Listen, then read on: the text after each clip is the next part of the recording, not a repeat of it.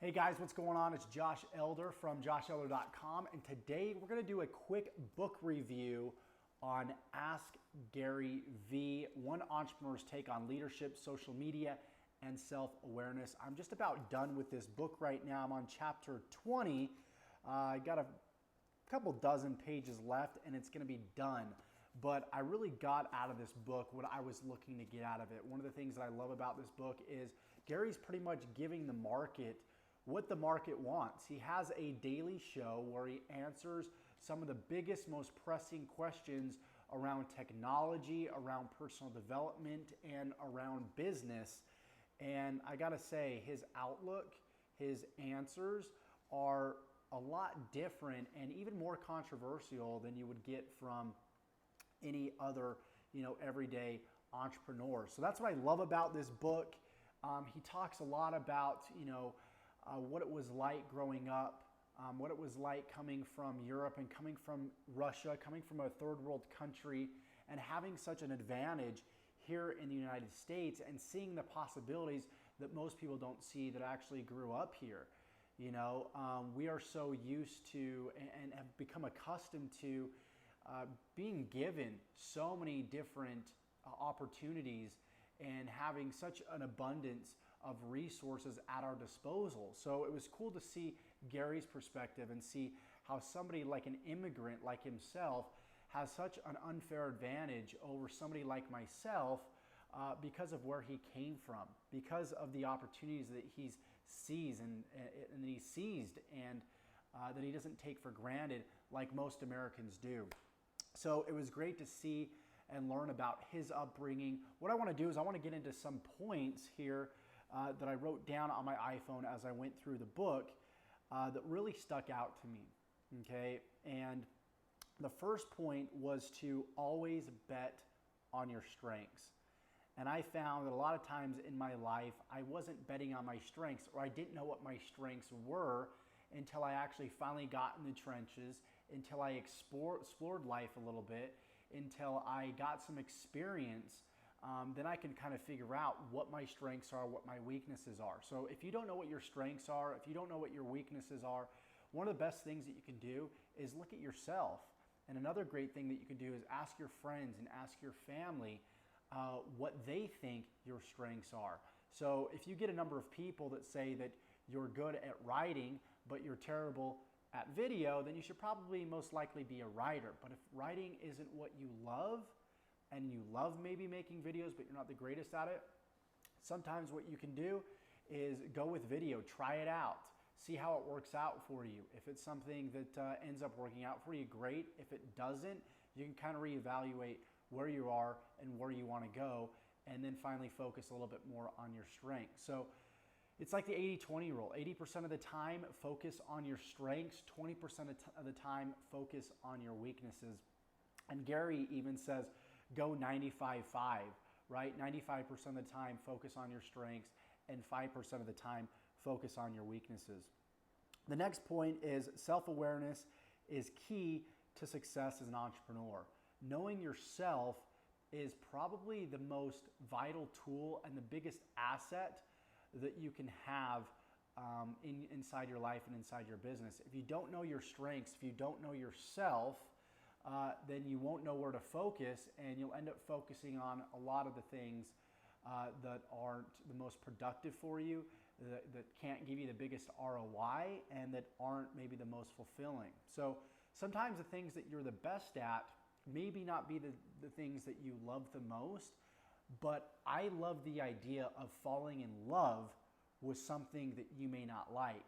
So, and I've talked about this in one of my previous videos, but when I first started shooting videos, I absolutely hated it. It was a struggle. I hated getting on camera. I was afraid of how I was going to look to other people. I was afraid of what people would say about me until I finally just kept doing it. And I kept taking that imperfect action, although it wasn't uncomfortable. I wasn't doing it necessarily for myself, but for service of others. And so when I put most of that focus from me and what people thought of me and just focused on other people and having a message for that one particular person out there in the marketplace that might see this video and get a huge return from it, that's what really started fulfilling me, and that's what caused me to get on video more and more, and it really helped me fall in love with the idea of shooting videos. So, everything's a test. Spend 30, 60, 90 days testing something out. Don't quit too soon and don't quit too late. I think there's a very fine line. So try the 60 to 90 day rule. Try something out, that you're good at, that maybe you don't love, and you might fall in love with the idea, and you might end up falling in love with it entirely. So next thing, do what you love and care less about what other people think. And I kind of alluded to this just barely. I think that's what it's all about. Even if you're taking a chance on a singing career, you're not the best singer, although only 1% of singers actually make it. If it's what you love to do, it's worth taking the risk and finding out if you can be successful at it versus spending the rest of your life in regret. So I definitely believe in going for what you love and just trying it out, although it might not be your number one skill set, right? Focus on building a long-term brand and a legacy. You see, when I first started my online business, my vision wasn't that big. My vision wasn't to build a legacy. I actually cared more about myself than other people. I'm going to be honest, and most people that are online entrepreneurs, they're just getting started out, a lot of them work a day job, and their vision, their purpose in life is just to get out of their job or just to provide for their family. And that's good and everything, but it's going to limit you to a certain income and to a certain point. So if you can stretch your vision and think about your children and what they'll think about you when they grow up and they go on YouTube and they watch your videos, or about their children's children. If you think about your legacy and what you're leaving behind when you pass away, and you can get in that frame of thought right now, then you're going to be that much more successful from the get-go, because you're going to speak to people on a deeper level. More people are going to resonate with you because you're going to connect with more people, and you're going to build a huge following because of that. So next thing, you are and always will be the product of your environment. You've probably heard that your income is directly correlated with the 5 people that you hang out with. And it's true. I often thought that if I just, found that right opportunity, I found that secret loophole, I bought that secret program or went through that secret product, then I could just make a bunch of money without talking to anybody and sit behind my laptop and put about a couple hours of work every day in without talking to anybody, and I'd be successful. Unfortunately, it didn't work out like that. I noticed as I finally went to networking events in my specific niche, I got around people that had the income that I wanted. That's when my income naturally started to raise, because there's something that happens when you get around other successful entrepreneurs. It literally rubs off on you. I've noticed just by watching Gary Vee's videos, I've gained more confidence. I just noticed by watching Tony Robbins' videos, I gain more self-awareness. I understand myself more.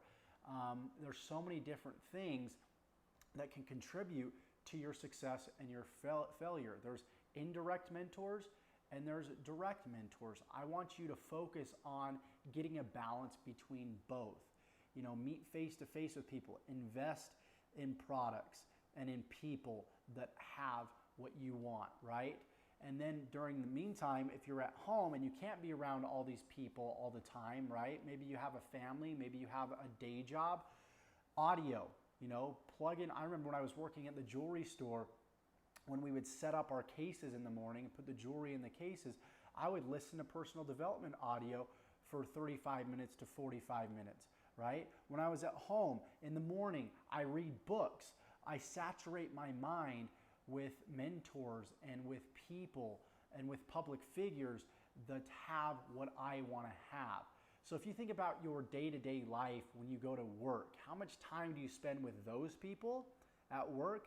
And how much do you spend time with people that actually have what you want, that have the income, that have the relationships, that have the materialistic things, that have the non-materialistic things? How much time do you spend with those people versus people at your day job? And that's probably why, once you can recognize that, that's probably why you're not successful or where you want to be in life, because maybe 80% of the time, again, the 80-20 rule, maybe 80% of the time you're spending time with your coworkers, and 20% of the time you're spending time with people that have what you want. So there's a discrepancy there.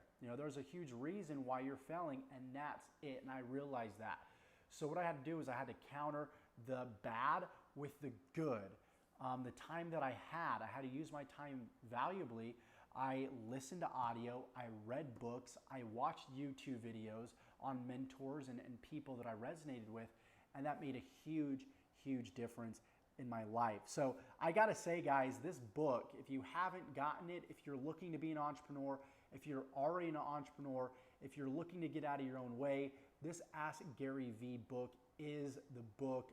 I love his outlook just on life, on business, and he really talks about, he has his own opinions, but he's all about telling people to do what works for them. Maybe you have to have more work-life balance. Maybe your ideal life isn't working, 8 to 12 to 15 to 18 hours a day like Gary. Maybe it's having efficiency in systems and working 2 to 3 hours a day and maximizing those efforts within those specific hours versus working long hours. It depends on what your goals are and what you want to do. And it's all about taking the daily actions that align with those specific goals. So with that said, you guys, I hope you enjoyed this quick review and my personal opinion on the Ask Gary Vee book. If you haven't gotten it, definitely go out and get it. Hope you enjoyed this review. Take care. If you got some value from this video, like, comment, subscribe to this video, and honestly, guys, I can't wait to see you on the next video. Give me a comment below, by the way, and let me know if you've read this book, the value you've got from it, where you're at in your business. What's your take on work-life balance? Are you somebody that's a hustler that feels like you need to work 8, 12, 18 hours a day? Or are you somebody that feels like you don't? Let me know. Take care. Have a great day, and we'll talk to you soon.